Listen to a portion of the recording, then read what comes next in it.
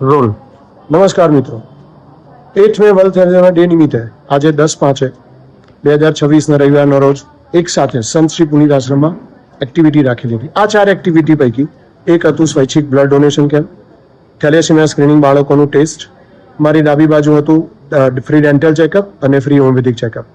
મારો પર્પસ એક જ હતો આ કરવા પાછળનો કે થેલેસેમિયાના બાળકોને ન્યાય મળે, થેલેસેમિયાના બાળકો જન્મતા અટકાવી શકાય, એના માટેનો મારો આ બહુ મોટો પ્રયત્ન છે.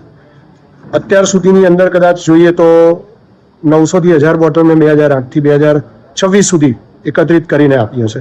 આવા બાળકોને અટકાવવા માટે આપણે સૌએ આગળ આવવું જોઈએ. સ્વૈચ્છિક રક્તદાતા તેઓ પોતાનો રોલ તો બહુ જ સારી રીતે ભજવે છે. આજે સ્વૈચ્છિક જે બ્લડ ડોનેશન કેમ્પ રાખેલો એમાં 30 બોટલો થઈ. મારી જમણી બાજુ જે ઇન્ડિયન રેડ ક્રોસ સોસાયટી તરફથી 13 બાળકોનું આજે થેલેસેમિયા સ્ક્રીનિંગ ટેસ્ટ કરવામાં આવ્યું અને એ પર્પસ એક જ છે કે થેલેસેમિયાના બાળકોના જન્મને આપણે અટકાવી શકીએ. મારો આ મુખ્ય હેતુ છે.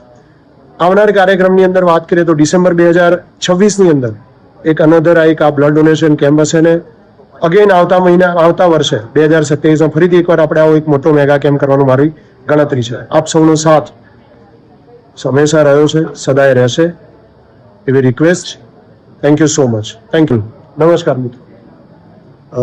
મિત્રો, સેવા અને સ્મરણ આ 2 કામ જગમાં કરવાના છે અને એ પૈકીનું સ્મરણ તો આપણે કરી રહ્યા છે, પણ સેવા એટલે બ્લડ ડોનેશન, સ્વૈચ્છિક રક્તદાન. આ લોહીનું કોઈ ઝાડ નથી. તમારી પાસે ખબર છે કે લોહીનું કોઈ ઝાડ છે, લાવો મારી પાસે.